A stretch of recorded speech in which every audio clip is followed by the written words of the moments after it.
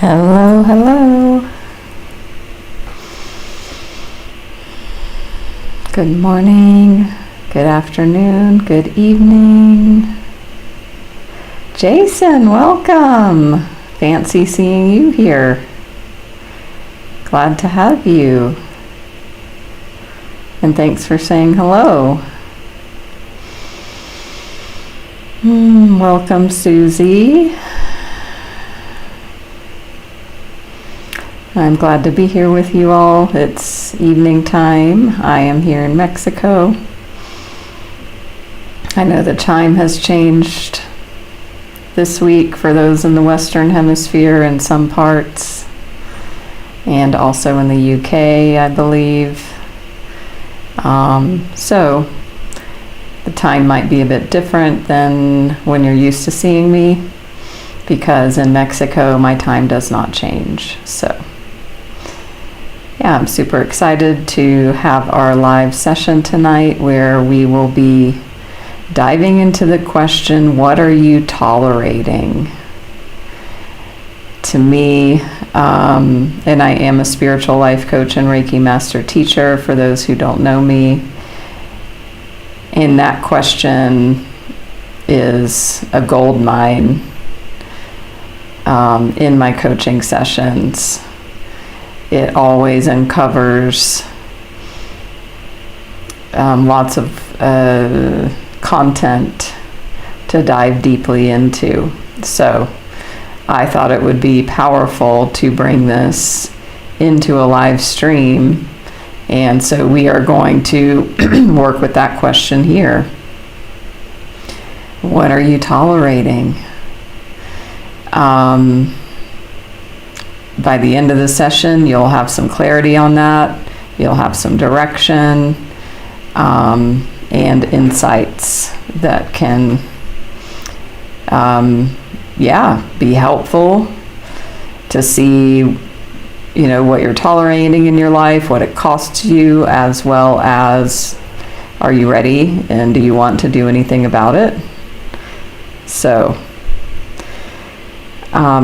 if you are new here, don't forget to give me a follow. I just hit 4,500 followers, so great milestone to reach. On my way to 5,000. Maybe in my 5 years I will have 5,000, which will be in about 4 or 5 months. So thank you all for your support when you follow, when you listen and review my meditations, all of that. When you join in the live streams, it helps me to grow on Insight Timer, which helps me to reach more people and make a difference and an impact in the world, and helps us all to grow and evolve. So thank you so much.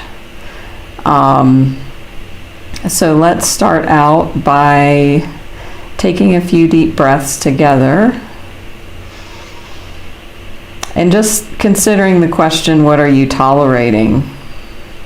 And I want you to notice as you're breathing in and out what comes up for you around the answer to that question, and notice what you've been carrying. When we tolerate things, it can feel like a burden. So just breathe in and out. Another breath in and out. So we're going to explore the places in our lives where we've gotten used to any form of discomfort, because that's what tolerating is about, right? When we're tolerating something, it's not comfortable, and we're just kind of making do, we're scraping by, we're trying to manage or control or endure. So where are you enduring something?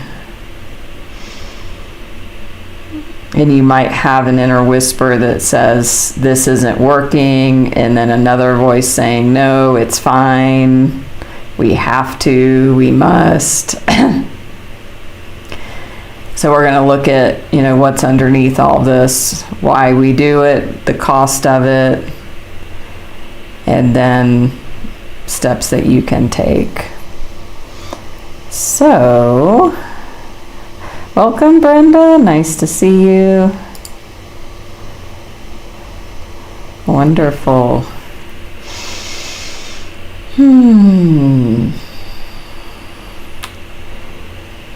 So, I'd like to hear from you all so far. Give a word in the chat of something that comes to mind immediately when I ask the question, what are you tolerating? Or you can give an emoji if you want to be more mysterious, or if you don't feel like engaging much. An example that comes to mind for me was my last corporate job before I had my own business. I tolerated that job from probably like 5 years. I tolerated it.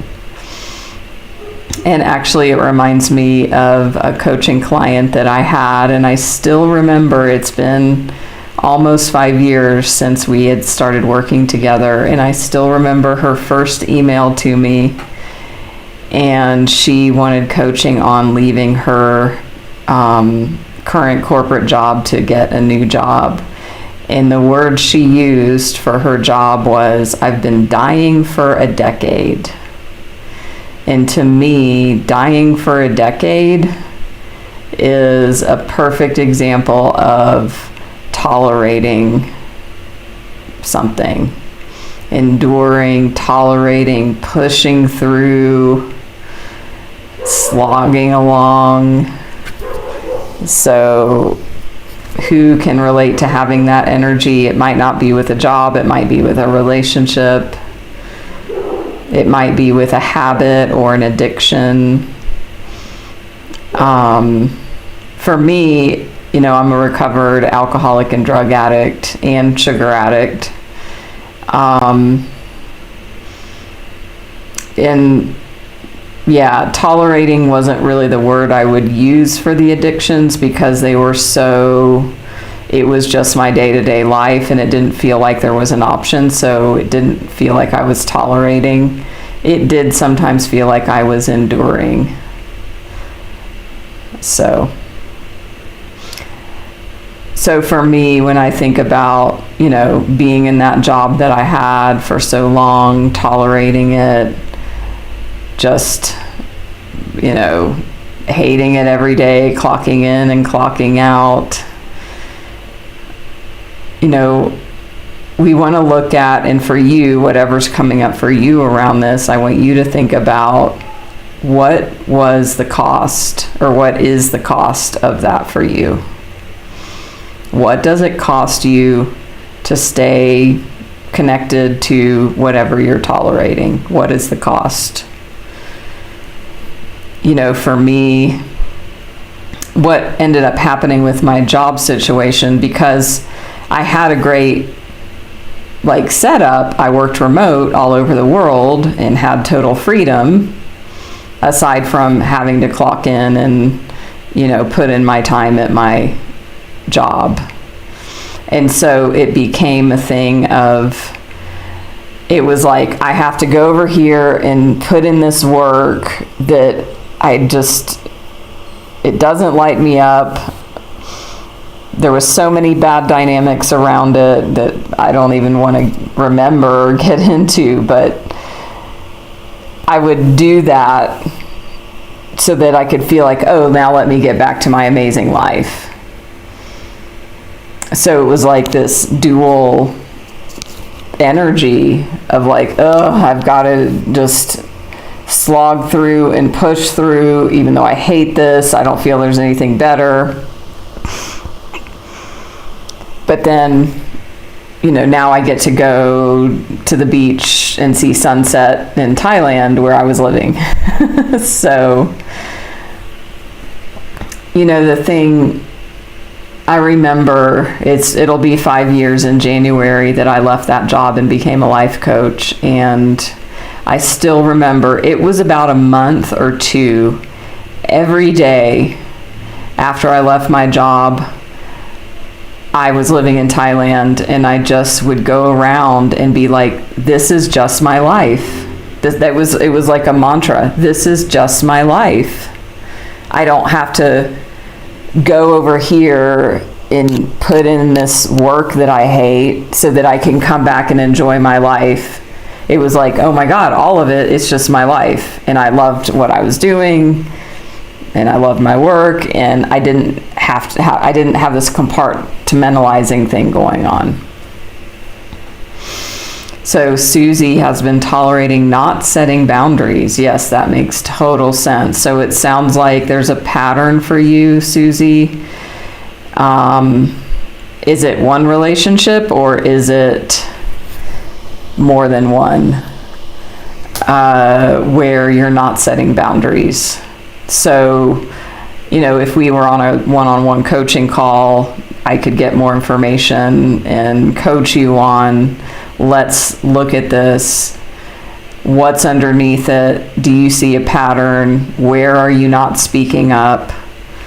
What are you tolerating? What's the impact of that on you? And then what would a micro step be that you could take to change the dynamic by setting a micro boundary, or maybe it might be a macro boundary? Hi, J.E. Oh, that sounds tough. So that you can smell the smoke coming in and you're tolerating it. So in a situation where, that's a great example, if somebody feels like they don't have an option to change, there's always possibility. So one of the costs of me staying stuck in that job I was telling you about is my mindset just got so bad that I had this belief that I totally believed that was like, I'm never going to find another job like this where I can work remote and make, good money and work whenever I want. So I have to hang on to this job and never let it go. And so I was totally closed to there being any possibility for something else, when the reality was there was this huge, amazing possibility around the corner that I didn't know, and I had to go through, a huge upheaval when they, basically told me, you have to move back to the U.S. or you don't have a job anymore. Many of you have heard that story. So there is possibility, no matter how it looks. So J.E., I stand for that for you. Things are expensive, and I, invite you to consider the idea, and there is possibility. There still is. So, where are you settling for manageable misery instead of honest aliveness? Where are you settling for manageable misery instead of honest aliveness? And in the example of setting boundaries, that the honest aliveness might be resonant for you. So you're so welcome, J.E. I'm so glad you're here. Hello, Jagmohan. So I'm going to ask you a few questions. You can write the answers in the chat. You can write them to yourself. You can ponder them, think of them. So the first question is, where in your daily life do you sigh and then move on? Where in your daily life do you sigh and move on? Like, you can just feel into that energy. It's like resignation. So a better way to frame that might be like, where are you in an energy of resignation? Like, so I definitely, with my job example, had that for sure. And again, you can give a word in the chat, give an emoji, however you'd like to express yourself. Your sharing helps others either spark something in them, or you might be voicing something somebody's thinking but is too afraid to say. So where do you have this resignation energy? Where do you sigh and move on? It might be work, it might be boundaries, it might be, when you smell the smoke coming in.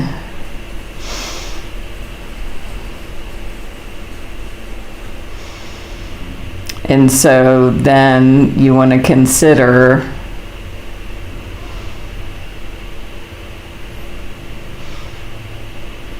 what is the impact of that on you on the inside?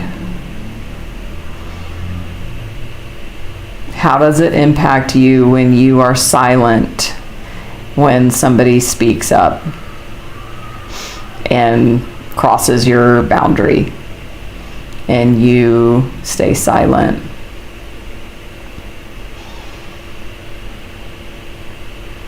What is the impact when you break your word to yourself? When you said you were going to start going to the gym, and then you say tomorrow and tomorrow and tomorrow, and yet maybe you have health problems, or the doctor has told you to change your lifestyle or diet. So there's so many places where this could be applicable. It might be in a partnership, business, or romantic. What is the impact on you on the inside when you're in that energy of tolerating? For me, with the job example, I got cynical, I got hopeless, and I was very scared. I was so scared I was going to lose my job. I was terrified because I wasn't doing a good job anymore, because I hated it. So I wasn't performing well, and I was just scraping by. So I was living in constant fear. I mean, that was the impact of me tolerating that situation. It was awful. And then Source, the universe, removed the job from me. I mean, I chose to leave. I could have chosen to stay. Hello, Pav. So you're tolerating procrastination on decluttering, self-judging, and then feeling overwhelmed by fear and irrational thinking. Yeah, that's great examples. Especially if it's stuff within ourselves. And that's part of the beauty of coaching as well, is like, when we tell somebody else what we're going to do, and especially in the paid coaching space, there's investment of time and money and energy, and there's commitment, and me and my client, we're both in this together. And so if my client says I'm going to do this, and we set up accountability with that, it's way harder or people are way less likely to break their word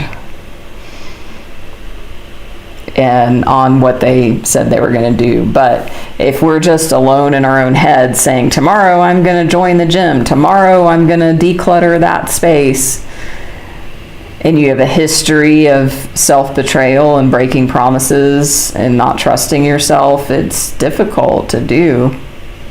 And that's a pattern, that we also tolerate. So give a one-word answer in the chat of where you feel most drained. Where do you feel most drained?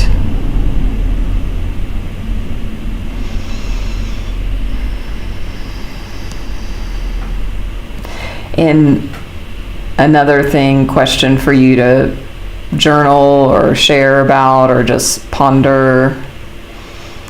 What story lets you keep tolerating this situation? What story are you telling yourself that allows you to stay tolerating this? So again, the job one was, well, there's no other job that I'm going to be able to find that's just like this, because I don't have a degree and blah, blah, blah. So that was my story. And like I said earlier, it was being totally closed to possibility. And then I was living in constant fear.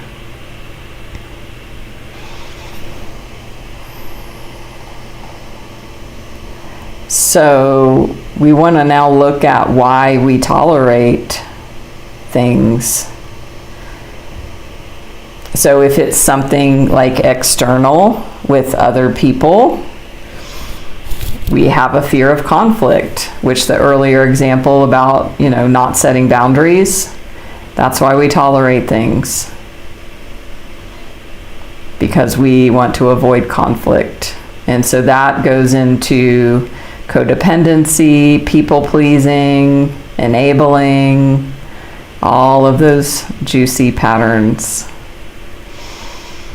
And we talk about this all the time in here of when we keep the peace on the outside by not speaking up, we start a war within ourselves. And so that's the cost and the impact of doing that or not doing that.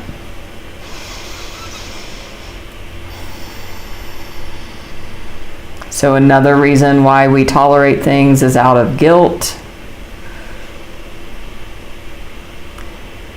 Believing that comfort for others, makes us noble or good people. So again, that's kind of like putting others' needs above our own.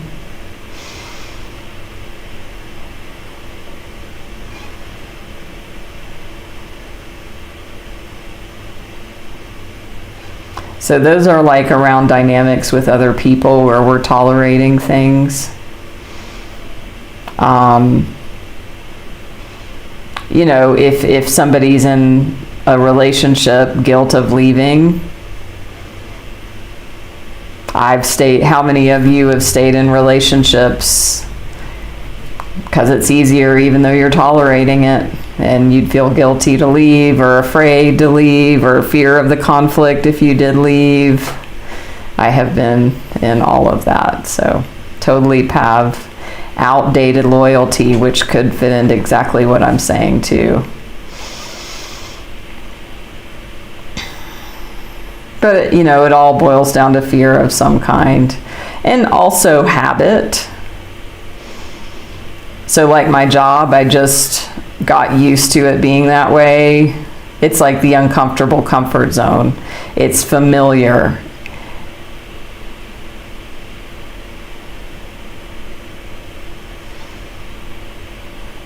And then we might have false hope that keeps us in there, oh, maybe things will just take care of themselves. Maybe things will just change on their own. Maybe I won't have to actually do anything. Maybe things will resolve themselves. Or two, if it's about ourselves and our own habits and things within ourselves.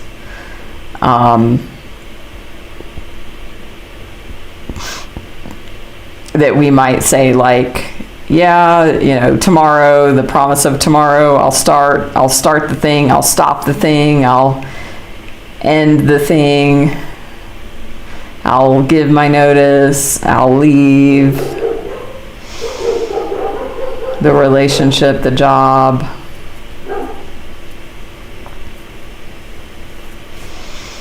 So out of everything that is coming up for you inside of your mind around this, everybody's going to have their own examples here in the live stream. So just notice, one place that's like really coming up for you right now where you're tolerating, where it robs your energy and steals your energy. So just get clear on what that is. You can share it in the chat. Hey Tatiana, nice to see you again. Welcome, welcome.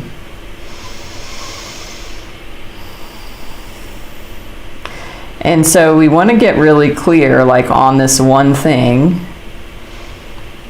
whatever that is for you. What is it costing you? What is the cost of you tolerating this?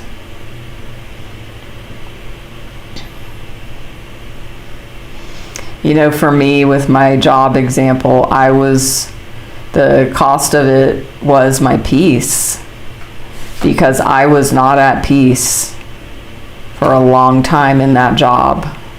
I was full of fear and guilt.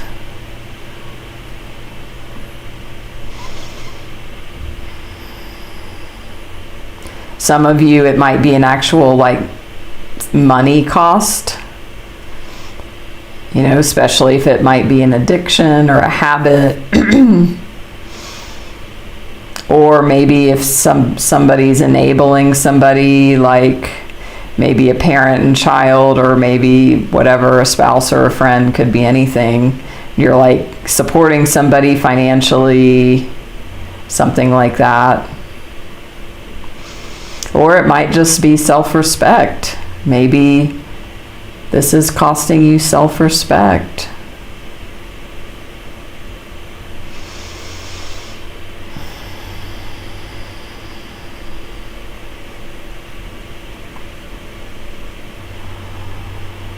So let's just pause and just breathe for a moment.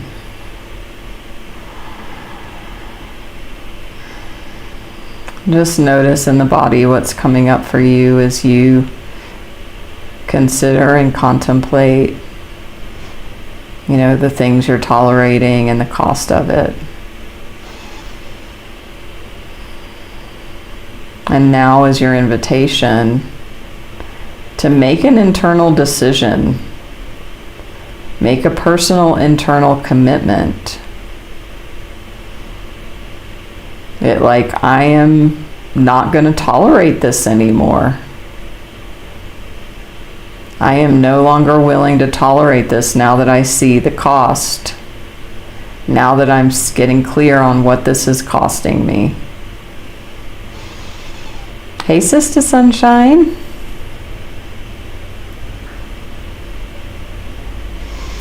And so, just getting clear and honest with ourselves can be really powerful. Because we delude ourselves, we get in denial to ourselves, especially if we don't have accountability, like a mentor, a coach, a sponsor, or whatever. We just start believing our own bullshit. We believe our stories. I was on the phone with my sponsor earlier. I'm in a couple 12-step programs, and, I saw some self-denial coming up. And it's one thing to kind of have it kind of lurking in the back of your mind, and it's another to actually speak it to somebody else who understands, and where you have that relationship built of accountability and trust.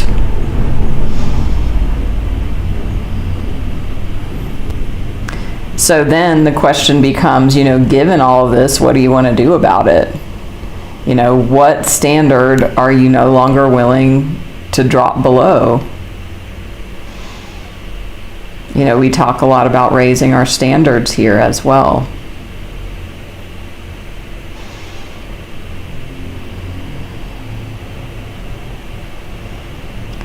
So, you know, in my coaching, I talk about this all the time as well, of like, you don't need to make some huge sweeping change, you know, all of a sudden. It's like, what is the micro step? So for you right now, with whatever's coming up for you, what is the micro step?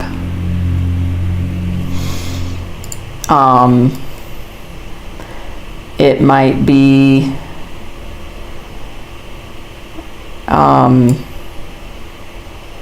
sending a text, having a conversation,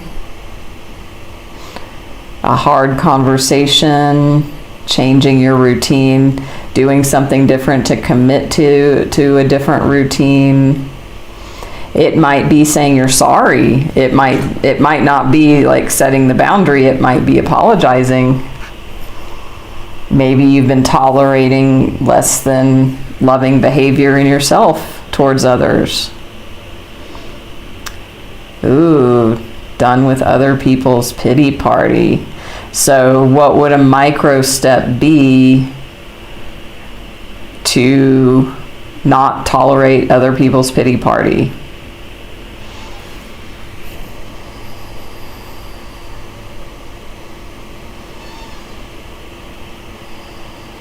So I want you just to feel into your body for a moment. Again, it's so important, you know, that we're in our bodies and reorienting back to being in our body all the time, and when we're diving into these deep topics, because there's a lot of energetics that are a part of this as well. So imagine the thing that you're tolerating, and imagine, you know, it's an object that you're setting down on the ground. It could be temporarily or not, but just imagine setting it down. And then just feel how that feels in your body when you set that down. Feel the relief.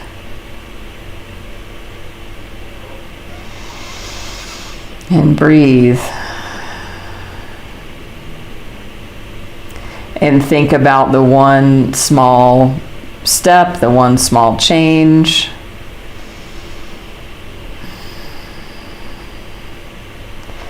And that can keep that burden on the ground.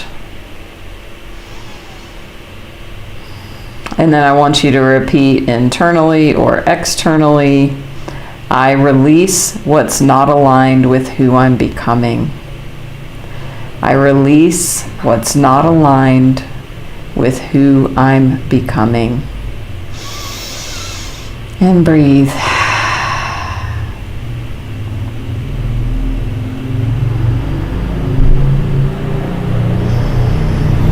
And you know, tomorrow is the supermoon in Taurus, and it is all about letting go of huge patterns to make space for new things. So, perfect timing for this.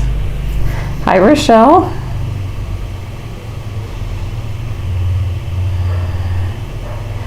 Pav, I think that's amazing. I've worked with a client before who had a big issue with clutter.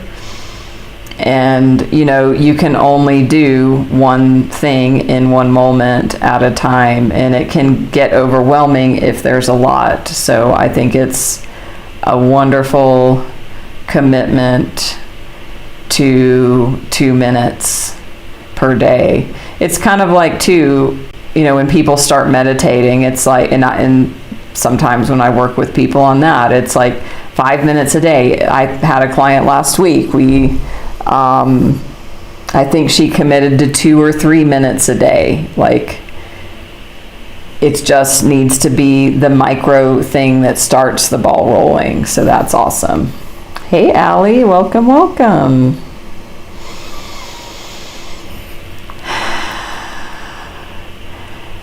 So I want you to really take in this question. What is one thing you'll stop pretending is fine?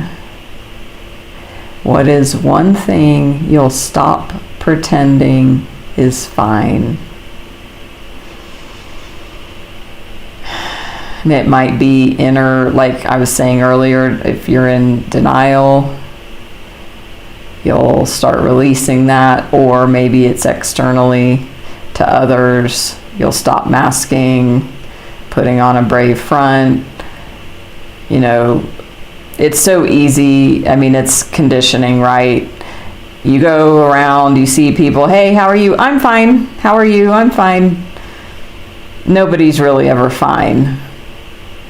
In 12-step, we say fine stands for effed up, insecure, neurotic, and emotional. So, what's one thing you'll stop pretending is fine? Hey, Amy.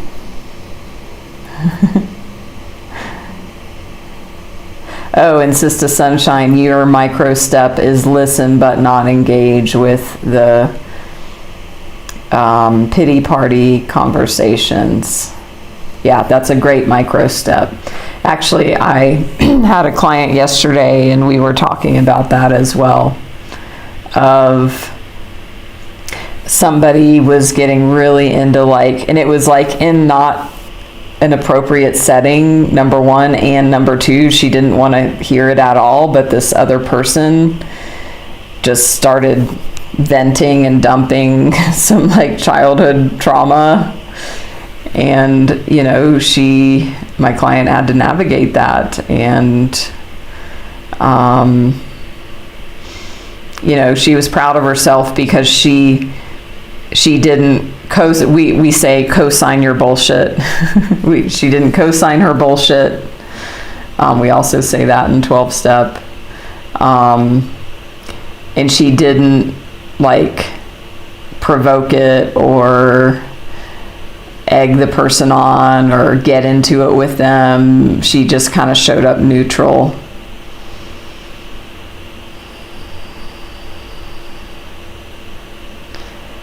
So when you stop tolerating in your life, you start to train your nervous system, and you start to get used to a new normal. Your body starts to live in ease instead of endurance. Because tolerating is all about endurance. And I don't want you to endure. I don't want you to endure conversations, Sister Sunshine. I don't want Pav you to endure living in a house that doesn't feel peaceful due to clutter. Somebody else talked about boundaries. I don't want you to endure just keeping your mouth shut to keep the peace.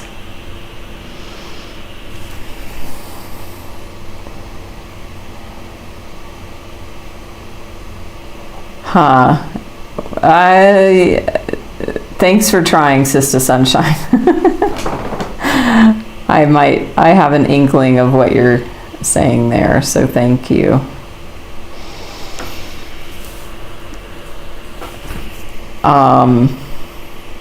Oh, I see. Okay, that makes sense now. So you have identification with the person, you get it for them,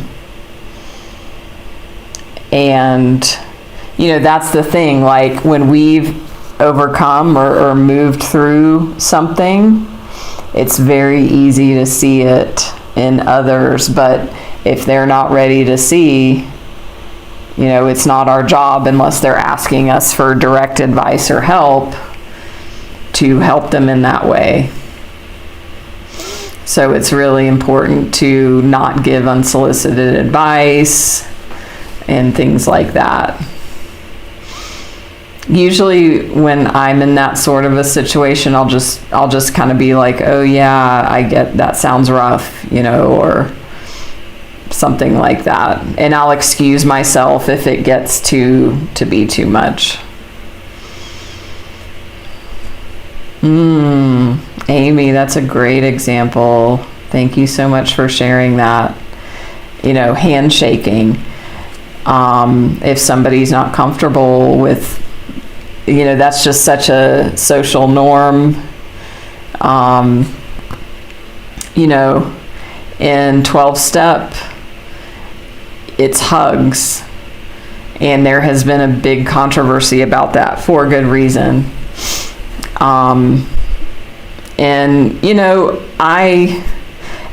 I think I was sick, or I think I was eating with my hands. I don't remember where I was, but in the past few weeks, and I met somebody and they stuck their hand out and I just did praying hands and was like, nice to meet you. And then they were like, oh, and I was like, oh yeah, whatever. I think I was eating. But, you have to practice doing that sort of a thing. And if there is no tangible reason, then it can be more scary because it might feel like pressure. You might feel like people are judging, if you just don't want a handshake. Yeah. So, Sister Sunshine, you feel you might need to change your response? Okay, great. Yeah. I wonder, Amy, what would a micro step be in this area for you? I would be curious.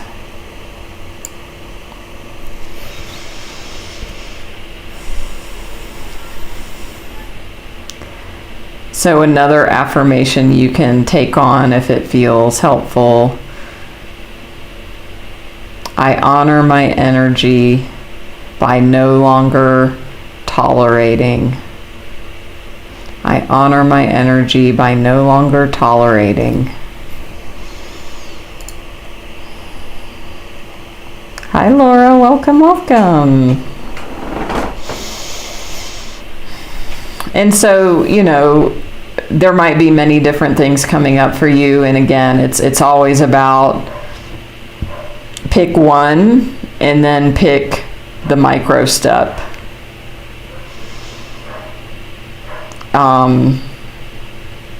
Yeah. It's not about, oh, no worries.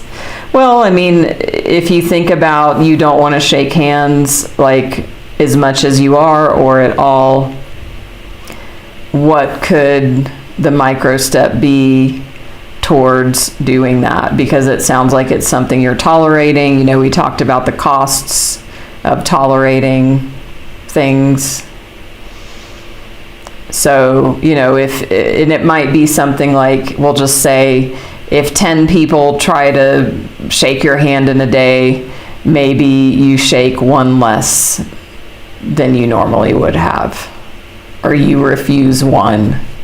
It's not like all of a sudden stopping all of it. It's just, it reminds me too, as I've said, I'm sober and clean, so, I naturally think about, getting sober and refusing drinks or even sugar. That's way more in my recent life of oh, don't you want this cake? Don't you want this? They have a drink here that's like a fruit sugar water thing and they think it's healthy, but it's got sugar. And so, I've had to learn to say no over and over and over and over. In the beginning, it's scary and weird and uncomfortable, and then it becomes natural. So freedom begins with a single no.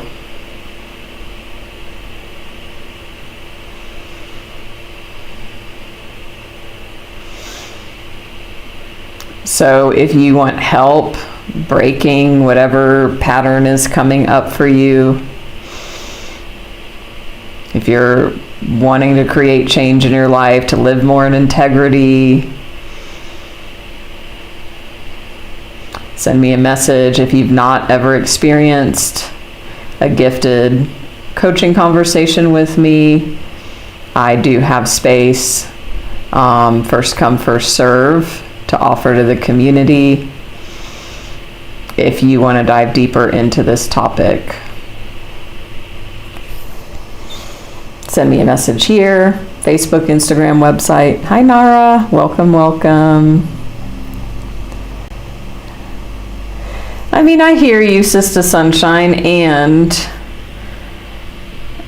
I prefer to be like, it makes sense that we're afraid.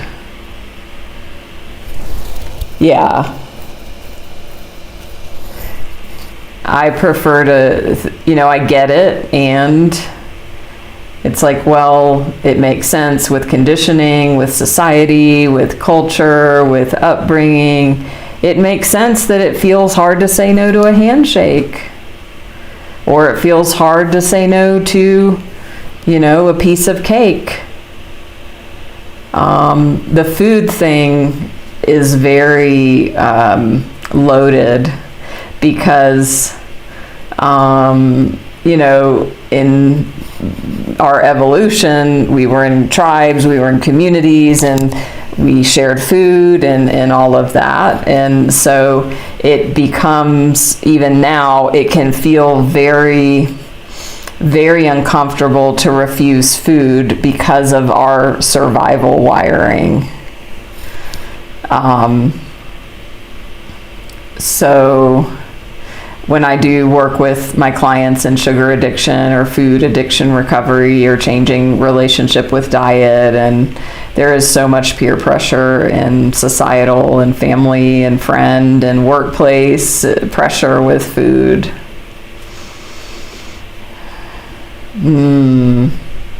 Pav, that totally makes sense.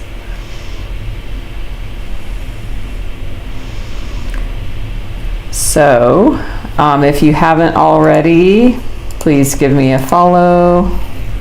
You can see the follow card come up. This is also double live streamed on YouTube, so if you did come in late, you can catch the replay over there.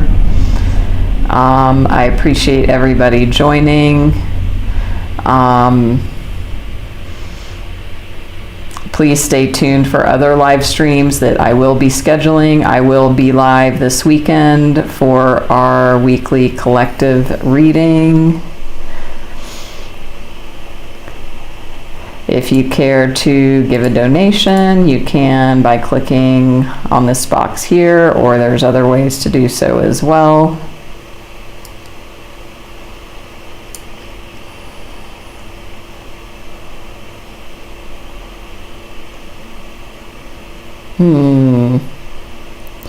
Yeah, Amy, totally get that. So it sounds like you're already like breaking the habit and there's more to go. Progress, not perfection.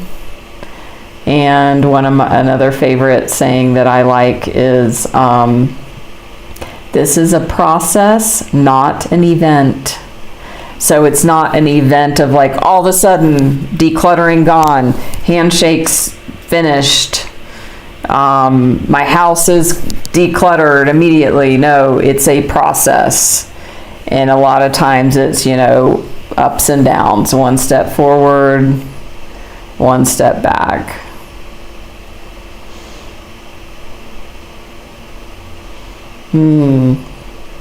Belonging, totally, Laura. You're welcome, J.E., Nara. Thank you so much, Nara, for sharing that. I mean, I said earlier, you didn't hear it, but I said sometimes what somebody says in the chat is like you're speaking for others who are not speaking for whatever reason. So it's really courageous that you would. And yeah, taking a shower is a micro step and can be a big step depending on where you're at. So I applaud you for that. Yeah, thank you so much, and you're welcome. So we will go ahead and close for today.